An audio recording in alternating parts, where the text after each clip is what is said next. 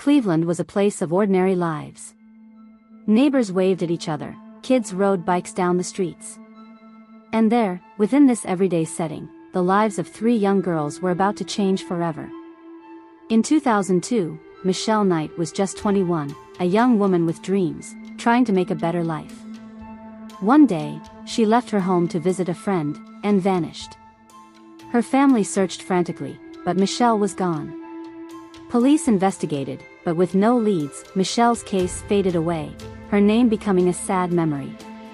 A year later, in 2003, it happened again. This time, it was 16-year-old Amanda Berry.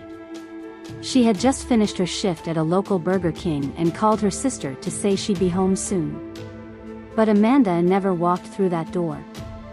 Her mother was devastated, pleading for answers, but like Michelle, Amanda had simply vanished.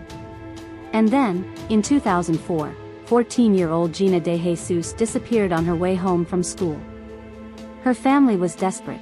They searched tirelessly, blanketing the city with missing posters. It was as though Cleveland itself was swallowing these girls whole. But the worst part? There were no witnesses. No one saw anything. The disappearances left a dark, chilling mystery. The entire neighborhood was on edge.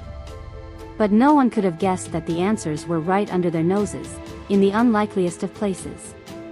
On a quiet street sat the modest home of Ariel Castro, a familiar figure in the community, a man who drove the neighborhood kids to school every day as their bus driver. To everyone, he seemed like an ordinary guy. But behind those doors, he held a terrifying secret.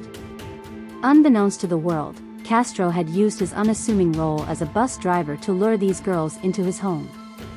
They trusted him, this familiar face in the community, never suspecting the horror that awaited them. Once inside, they were trapped, locked away in hidden rooms, chained, and isolated from everything they knew. For 10 long years, their families held vigils, prayed, and never stopped searching. They kept hope alive in the face of silence, even as others lost faith.